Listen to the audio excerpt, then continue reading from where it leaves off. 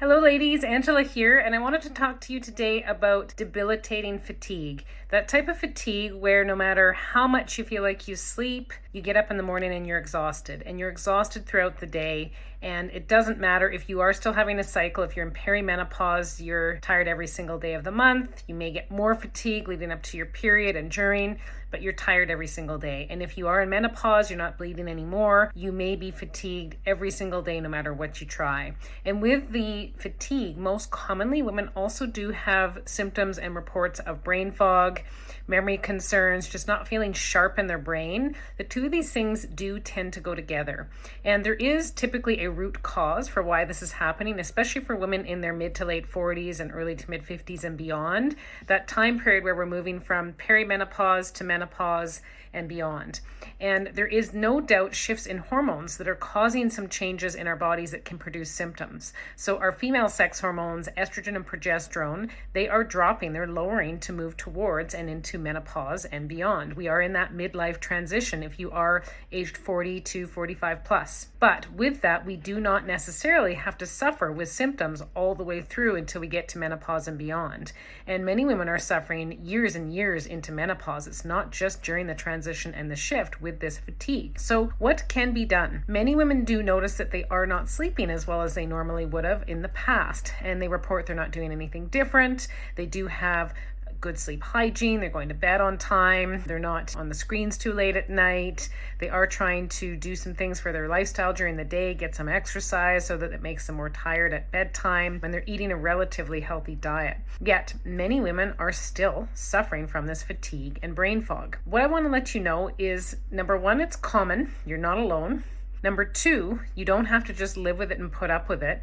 And number three, it's not just related to the lowering female sex hormones. And the reason I say this is because if it was, every single female would have extreme fatigue and brain fog moving into perimenopause, menopause, and beyond. That transitional time between anywhere from the ages of 35 onwards, but most commonly for women, these transitions and shifts and the more extreme hormone drops happen age 45 onward. 45 to 55 is when we tend to see the biggest hormone shifts and changes in regards to the lowering sex hormones. So what else could it be if it's not just the lowering hormones that's causing these symptoms? Where could this be coming from? What I notice is the most common thing as the sex hormones start to lower is that we are not as responsive to stress. We often have a lot of stress in our lives, and many women report that they manage and handle it well. They've got a busy life, it's full, that's fine. But a lot of women, as they get into their 40s and beyond, report that they just don't seem to be managing it as well as they used to. It may not be that there's any more stress than there used to be, and there may even actually be less. So for some women, especially if you're moving into your late 40s to early 50s, many women, if you are raising a family, you're getting towards that tail end of that time. And often with that, there is less stress around the family life and the busyness of that. But again, this doesn't necessarily mean that we have a better response to stress, and often we don't. And so a lot of women tell me that their stress levels actually are coming down. They're not as bad as they used to be. They still don't feel like they have much resilience to stress. They say even just the smallest little thing can stress them out, and they don't know why, because it never used to, and it's the same thing. So again, what happens as the sex hormones lower is our cortisol can gradually creep up, which is that responsive hormone to stress. And so it does actually make us feel less resilient when we have these stressful events. And if cortisol stays too high, not only during the day, but also at night, nighttime is a time when we should have low cortisol, and it helps us to sleep. It helps us to get to sleep, and it helps us to stay asleep. And cortisol should rise around 5 to 6 a.m. in the morning when we're ready to be aroused and get ready to get out of bed. So for many women, they aren't having this. They are going to bed, having trouble getting to sleep because their cortisol is too high for actually winding down and going to bed at night.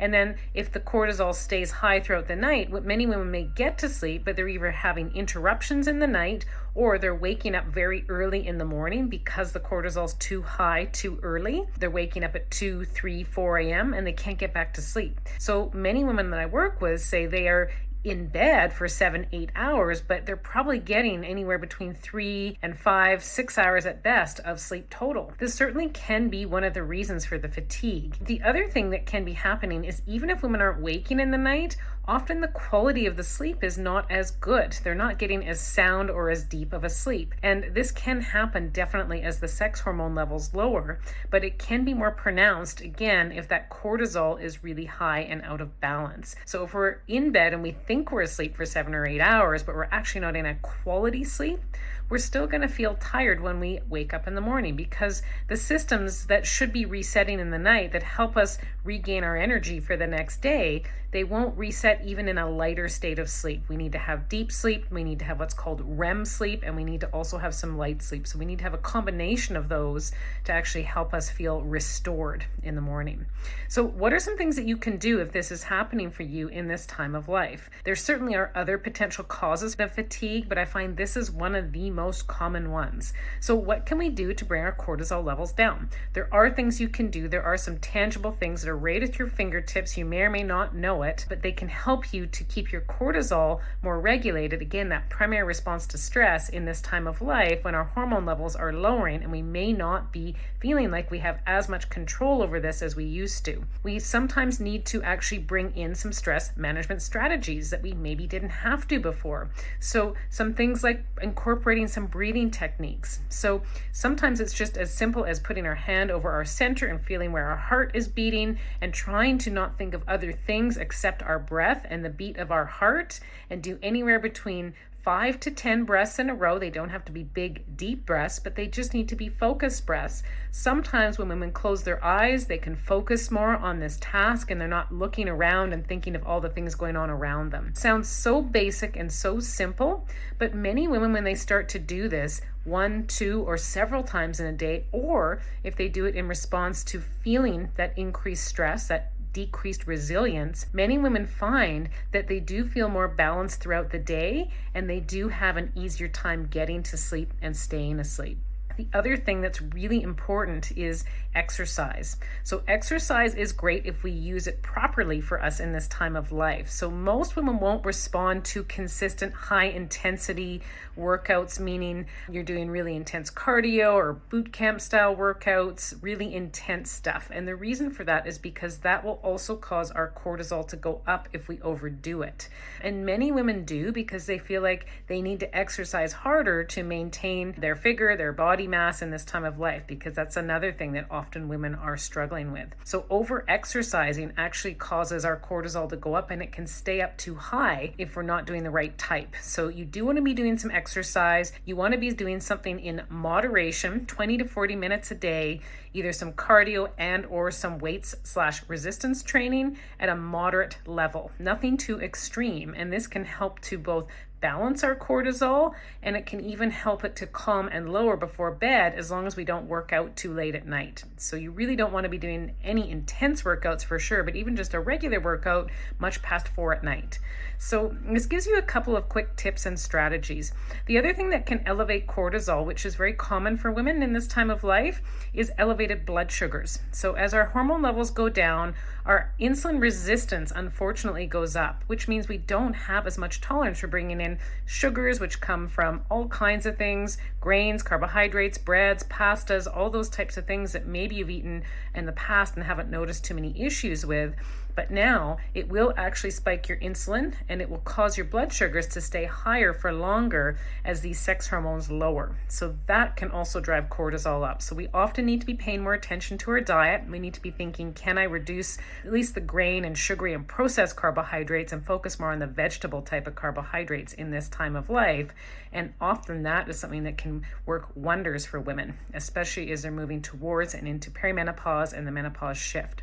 So those are just 3 quick tips. Often we need to get more customized with what's going on for you in regards to this fatigue. There are other factors that can be an issue, but even just to test for this cortisol, there is specific ways for me to do that with proper labs. And when I work with women one-on-one, we make sure that we get this testing done to figure out where are you on that cortisol, what we call curve. And there is a rise and fall of cortisol that should naturally happen throughout the day.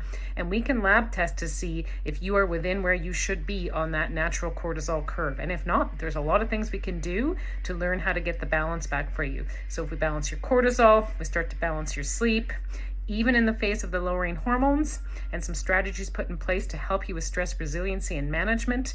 often we can get you out of that fatigue cycle. We can get you sleeping better, and we can get you back to feeling like you're able to live your life. You're able to focus, you're able to get things done at work, you're able to even enjoy your life a bit and go out and do things after work because you've got some energy. So if you do feel that this is you, if you feel you've been suffering with fatigue, brain fog, lack of focus, lack of motivation for many, many years potentially now, I want to let you know that there is a way to get the balance back. And if you are interested in learning what you could do as an individual, please let me know. So you can reach out to me through my website, www.angelasimpsonfunctionalmedicine.ca. I'd be happy to talk to you about some individualized strategies for you and see if it could be potentially a good fit for us to work together. Thanks so much for watching. And if you haven't already, please like my YouTube channel and my other socials. I also have Instagram, and if you haven't joined my Facebook group yet, I have a private Facebook group called Functional Medicine for Hormonal Imbalances, and it's specifically for women over the ages of 40 who are looking for natural strategies for rebalancing their hormones and regaining their health and their life as they approach perimenopause and the menopause transition and beyond. Thanks so much. Bye for now.